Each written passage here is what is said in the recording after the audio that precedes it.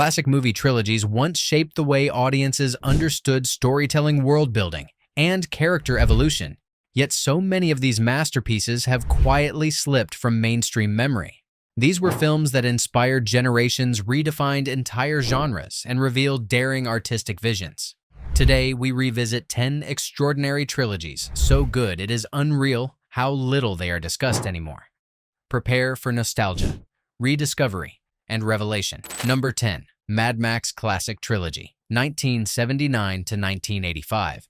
The Mad Max Classic Trilogy stands as one of the boldest cinematic visions of societal collapse, yet modern audiences often treat it merely as a precursor to the wildly successful Fury Road. The original three films deserve far greater recognition because they represent a gritty, unfiltered journey through the disintegration of civilization, told with relentless visual energy and raw emotional force. The first film introduces a world cracking under pressure and shows how a good man collapses when law and order fail. Max's transformation from family man to hardened survivor remains one of the bleakest character arcs in genre cinema. The low-budget production forced George Miller to rely on ingenuity assembling stunts and car chases that still hold up decades later. Mad Max 2. The Road Warrior elevates the trilogy to mythic status. It builds a fully realized wasteland society exploring how desperation reshapes human morality. The film influenced countless post-apocalyptic stories across games, comics, and movies, yet it is rarely credited today for defining this modern visual language.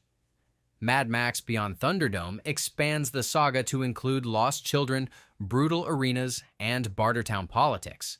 It is stranger, more theatrical, and more emotionally complex than people remember. When viewed together, the trilogy presents a profound meditation on survival identity and the fragile boundary between hope and ruin. Each chapter deepens Max's internal emptiness and rising instinct to protect strangers despite his hardened exterior. This trilogy is far more than dusty relics of action cinema. It is an evolving philosophical epic that deserves renewed attention, both for its groundbreaking craft and its haunting relevance to the modern world. Number 9. The Evil Dead Classic Trilogy, 1981 to 1992. The Evil Dead Classic Trilogy remains one of the most inventive journeys in horror filmmaking, yet outside devoted genre fans, it rarely receives the respect it earned. These films chart a daring evolution from raw, independent terror to surreal slapstick mayhem while maintaining a singular creative identity shaped by youthful ambition, relentless experimentation, and unyielding imagination.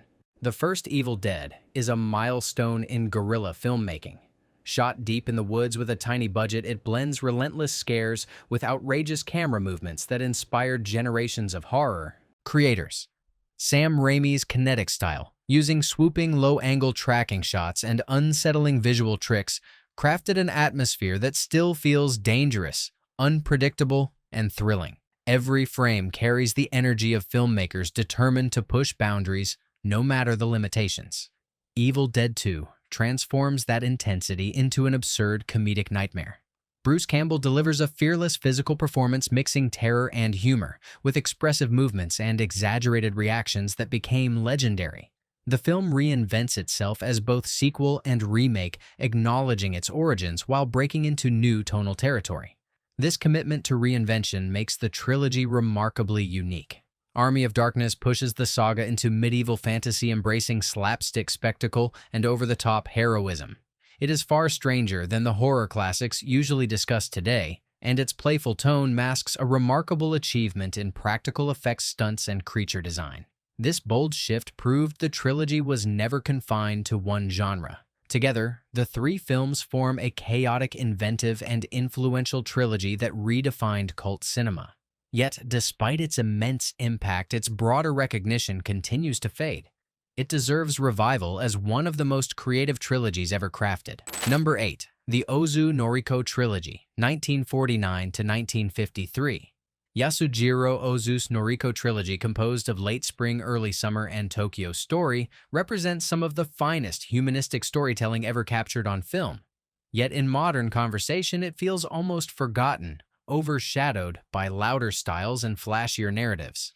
These films explore everyday emotion with quiet power, revealing how families shift, age, and drift apart in ways both tender and devastating.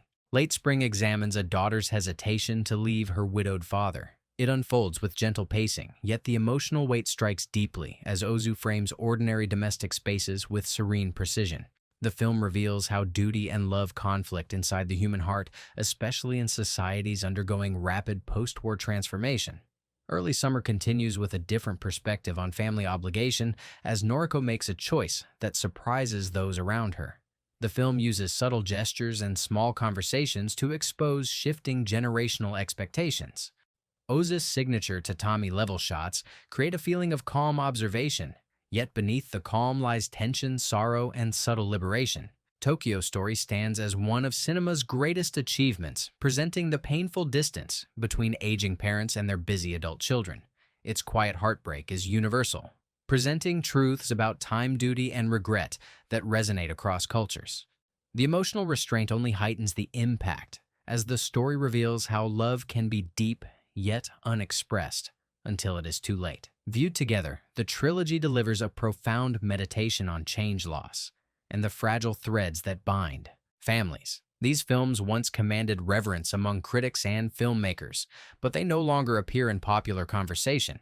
They deserve renewed celebration for their purity, wisdom, and timeless emotional clarity. Number 7. The RoboCop Trilogy, 1987 to 1993. The RoboCop trilogy may be remembered primarily for its groundbreaking first chapter, yet the trilogy as a whole offers a surprisingly cohesive commentary on corporate corruption, media manipulation, and the struggle to preserve humanity within systems designed to erase individuality. While the sequels are uneven, they contain ambitious ideas that modern audiences rarely revisit or appreciate. The first film is a fiercely satirical masterpiece, blending hyperviolence, dark humor, and tragic character development. RoboCop's journey from fallen officer to reclaimed human spirit remains one of science fiction's most compelling arcs. Every detail of the world presents a warning about unchecked privatization and technological control themes that feel even more prophetic today. RoboCop 2 expands the critique, exploring how corporations exploit addiction, poverty, and crime for profit. The sequel presents a chaotic yet fascinating look at experimental policing and the dangers of weaponizing fear.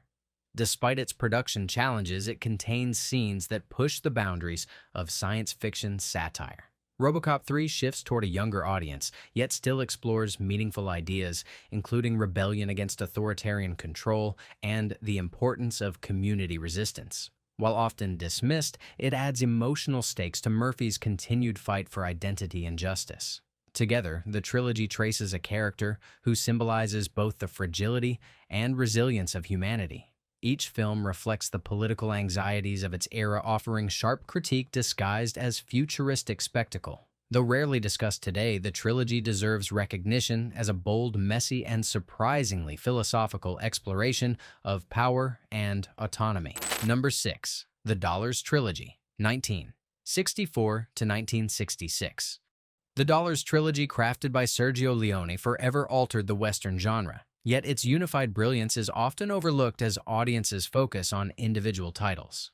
When experienced together, A Fistful of Dollars for a Few Dollars, More, and The Good, the Bad, and the Ugly reveal a complete evolution of style, mythology, and cinematic ambition that redefined global filmmaking.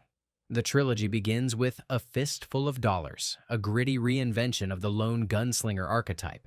Clint Eastwood's Man with No Name brings mystery, minimalism, and irresistible cool to the screen. The film's stark landscapes, haunting musical cues, and bold framing signaled a new era for Western cinema.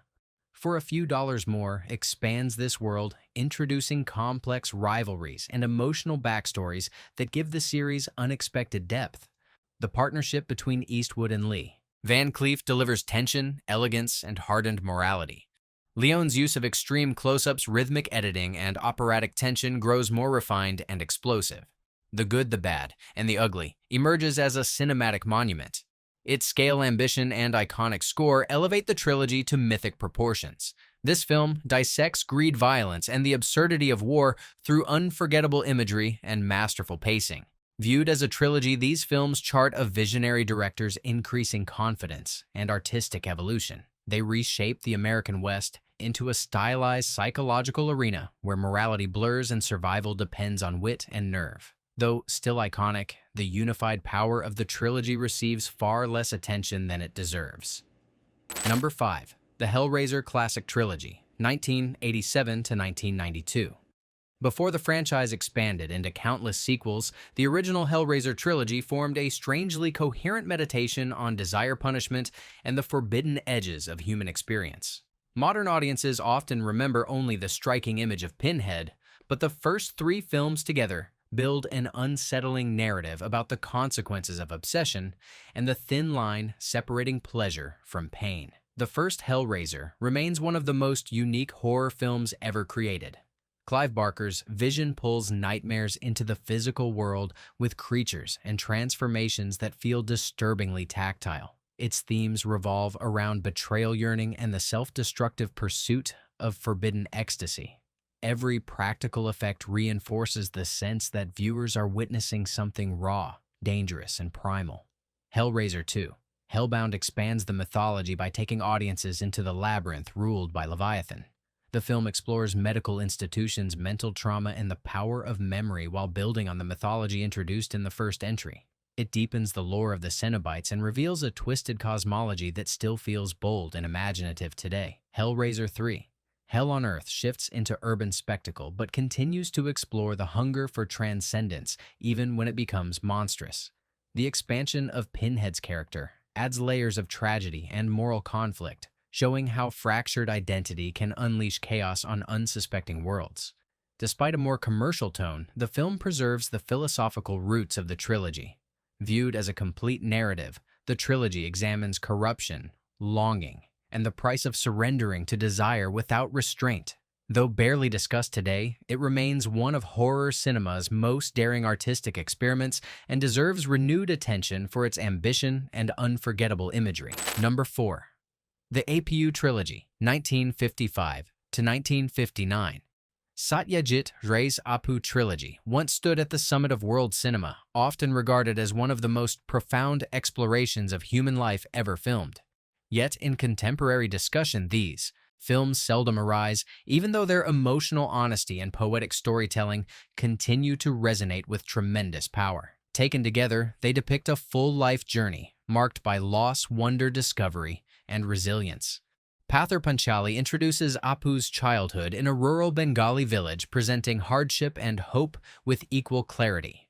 Ray's compassionate camera captures fragile family bonds and the universal longing for something beyond the everyday struggle. Its neorealist style transports viewers directly into Apu's world, evoking empathy rather than spectacle. Aparajito follows Apu's adolescence and the difficult transition from village to city life. The tension between personal ambition and family duty creates emotional conflict that feels timeless. Ray's masterful direction reveals how growth often requires painful separation and how the desire for knowledge can pull individuals away from familiar comfort. Apur Sansar completes the trilogy with Apu's adulthood exploring love, joy, tragedy, and eventual renewal. The film depicts one of the most tender portrayals of marriage and loss in cinematic history. The final sequence offers a quiet yet powerful affirmation of survival and emotional rebirth. Together, these films illuminate the beauty and vulnerability of ordinary existence, displaying Ray's ability to find meaning in subtle gestures and unspoken emotions. The trilogy once shaped global conversations about film as art, but it is rarely discussed today, even though its insights remain timeless. It deserves to be rediscovered, celebrated, and taught with the same reverence it once commanded. Number 3. The Vengeance Trilogy, 2002 to 2005. Chan Wook Park's Vengeance Trilogy, consisting of sympathy for Mr. Vengeance Oldboy and Lady Vengeance, stands as one of the most audacious, emotionally devastating bodies of work in modern cinema. Despite Oldboy's cult status, the trilogy as a whole is rarely discussed, even though each film contributes to a rich philosophical exploration of revenge, consequences, trauma, and moral decay. Sympathy for Mr. Vengeance examines desperation and miscommunication. It presents ordinary people driven to extreme actions by an uncaring system. The film's raw brutality and tragic misunderstandings reflect how easily justice becomes distorted when fueled by grief and anger. Its bleak tone challenges viewers to question whether revenge ever brings genuine closure. Old Boy shifts into operatic intensity with bold visual style and relentless pacing. It reveals how imprisonment, both physical and psychological, reshapes identity. The film's shocking twists often dominate conversation, yet beneath the violence lies a profound story about guilt memory and the irreversible cost of vengeance. Its craftsmanship, from choreography to framing, remains unmatched. Lady Vengeance completes the trilogy with a focus on atonement and spiritual reckoning. It follows a woman determined to reclaim her life and confront the cruelty inflicted upon her. The film blends elegance with brutality, presenting a complex portrait of justice, mercy, and the limits of retribution. Viewed together, these films form a powerful meditation on the destructive cycle of vengeance and the emotional scars it leaves behind. Their cultural influence appears in countless works across film and television, yet the trilogy receives far less attention than it deserves. It stands as a masterclass in storytelling emotion and cinematic daring. Number 2. The Three Colors Trilogy, 1993 to 1994. The Three Colors Trilogy by Krzysztof Kieślowski once dominated academic study and festival discussion. Blue, White, and Red represented a towering achievement in European cinema, blending emotional depth, philosophical inquiry, and symbolic storytelling. Though they remain critically acclaimed, they have slipped from mainstream conversation, overshadowed by flashier modern films despite offering some of the most intimate portraits of human experience ever filmed. Blue explores grief, self-discovery, and the fragile balance between freedom and emotional connection. Its quiet introspection is carried by haunting imagery and subtle shifts in music and light. Kieślowski constructs emotion through silence as much as dialogue, revealing how trauma reshapes the senses and redefines personal identity. White centers on humiliation, perseverance, and the complexity of love. Through dark humor and emotional tension, the film examines power dynamics and the unpredictable nature of relationships. Its narrative balances cynicism and tenderness, offering a fresh perspective on how individuals rebuild themselves after profound personal failure. Red concludes the trilogy with themes of fate, empathy, and the interconnectedness of human lives. It presents strangers whose paths converge in mysterious, meaningful ways. Red reflects on moral choices and the unseen consequences that ripple through communities. Together, these films form a spiritual and emotional tapestry, exploring liberty, equality, and fraternity in abstract, deeply personal terms. Their craftsmanship remains unparalleled, yet popular discourse rarely acknowledges their significance. They deserve Renaissance-level appreciation for their visual poetry and philosophical depth. Number 1. The Samurai Trilogy, 1954 to 1956. The Samurai Trilogy, featuring Toshiro Mifune as Musashi Miyamoto, stands as one of the greatest achievements in classic Japanese cinema. Despite its historical importance and international acclaim, it has nearly vanished from modern discussion, overshadowed by later samurai epics and action-heavy reinterpretations.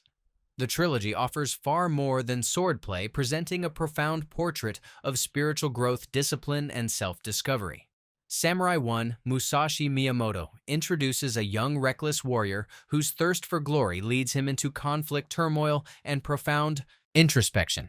The film shows how honor and ambition collide, forcing Musashi to examine the meaning of strength and the cost of pride. Samurai 2. Duel at Ichijoji Temple reveals Musashi's transformation into a disciplined, thoughtful swordsman. His encounters with rival schools and philosophical mentors explore themes of humility, mastery, and internal balance. The film intertwines personal evolution with the violent realities of warrior culture. Samurai 3 Duel at Ganryu Island presents Musashi at the height of his wisdom. By embracing restraint, patience, and compassion, he becomes a warrior poet, embodying the idea that true mastery is not found in victory, but in understanding. Viewed as a unified story, the trilogy paints a sweeping narrative of growth, maturity, and enlightenment. Its painterly cinematography, powerful performances, and emotional resonance influence generations of filmmakers. Though rarely discussed today, it remains a monumental work deserving renewed recognition for its artistry and profound philosophical depth. These 10 trilogies shaped genres, expanded cinematic language, and revealed emotional and philosophical depths that few modern films attempt. Though forgotten by mainstream audiences, they remain powerful, timeless, and essential. Revisit them, rediscover their brilliance, and keep their legacy alive as masterpieces worthy of renewed celebration and deeper appreciation.